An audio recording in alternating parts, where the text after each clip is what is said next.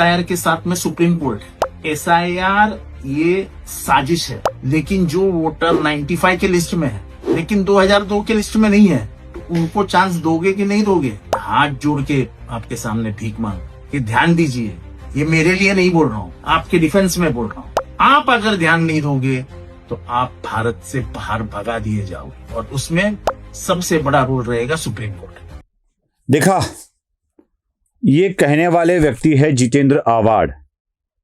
बता रहे हैं महाराष्ट्र के मुसलमानों को, उनको एसआईआर के संदर्भ में उनके जागृति कर रहे हैं, लेकिन एसआईआर के संदर्भ में जागृति करते करते वो सुप्रीम कोर्ट पर बरस पड़ रहे हैं।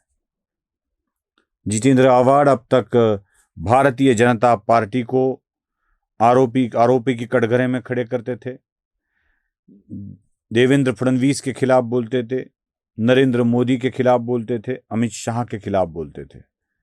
वो वाला जो मामला था ना, गुजरात के दंगों वक्त एक महिला का इनकाउंटर हुआ था, महिला आतंकवादी का इनकाउंटर हुआ था इशरत जहां का, और उसको लेकर हमेशा छाती पीट पीट कर रोने वाले आवाड़ अब सुप्रीम कोर्ट पर भी आरोप लगा रहे हैं।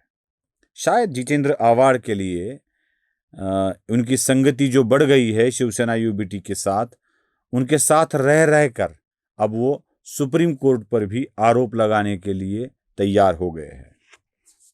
जितेंद्र आवाड़ एक बहुत बड़ा वीडियो बनाते हैं और एसआईआर के लिए मुसलमानों से हाथ जोड़कर भीख मांग कर विनती करते हैं। मैं आपके सामने भीख मांगता हूं, आप भारत से भगाए जाओगे। ये बात करते करते वो सुप्रीम कोर्ट पर भी आरोप लगा देते हैं। उसी वाक्यों को सुसंगत क्रम से मैं आपको दिखाता हूं, देख लीजिए। धोखा पहचानिए। मैं आज से 2-3 महीने से पीछे लगा हूं कि आप आराम से घर पे बैठोगे तो आगे की लड़ाई और कठिन होने वाली है, क्योंकि एसआईआर के साथ में सुप्रीम कोर्ट है और हम तो मानते हैं कि संविधान के ऊपर कुछ नहीं। एसआईआर ये साजिश है, खास करके यहाँ के पिछड़े लोगों के और मुसलमानों के खिलाफ की हुई साजिश है। ये साजिश के खिलाफ हमको पेश होना है। जो वोटर 95 के लिस्ट में है लेकिन 2002 के लिस्ट में नहीं है, तो उनको चांस दोगे कि नहीं दोगे? जो लोग 2024 के विधानसभा में वोट कर चुके हैं लेकिन उनका नाम म्युनिसिपैलिटी इलेक्शन में कट गया है, तो वो वोटर है कि नहीं? तुम्हारे पास बीएलओ नहीं है, तुम्हारा इलेक्शन ऑफिस काम नहीं कर रहा है, फॉर्म नंबर 78 में कोई ध्यान नहीं दे रहा है। ये नाम कट करने की साजिश रची जा रही, और हम अगर उसके ऊपर ध्यान नहीं देंगे तो आगे की लड़ाई लड़ना बहुत मुश्किल हो जाएगा। हाथ जोड़ के आपके सामने भीख मांग ये ध्यान दीजिए। ये मेरे लिए नहीं बोल रहा हूँ, आपके डिफेंस में बोल रहा हूँ। आप अगर ध्यान नहीं दोगे तो आप भारत से बाहर भगा दिए जाओगे, और उसमें सबसे बड़ा रोल रहेगा सुप्रीम कोर्ट। देखा, अब जितेंद्र आवाड़ के लिए क्या कहना चाहिए? एसआईआर के पीछे सुप्रीम कोर्ट है। देखिए कैसी किस तरह की बातें रखते हैं। हम संविधान को मानने वाले हैं, संविधान के रखवाला सुप्रीम कोर्ट है। एसआईआर के पीछे सुप्रीम कोर्ट है। एसआईआर एक साजिश है।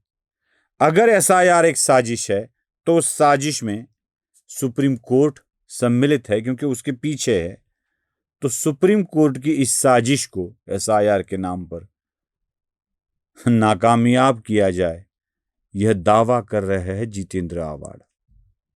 मुझे पता नहीं है इस सरकार के नेताओं का जितेंद्र आवाड़ के साथ क्या गहरा रिश्ता है।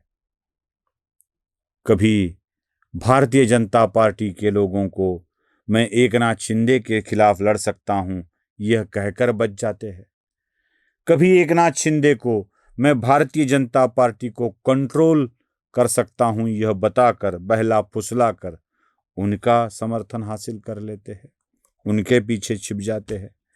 ऐसे दूसरों के पीछे छिपने वाले जितेंद्र आवाड़ क्या सच में भारतीय जनता पार्टी या शिवसेना या सरकार का फायदा कर रहे हैं? उन्हें बाकी कुछ नहीं करना है।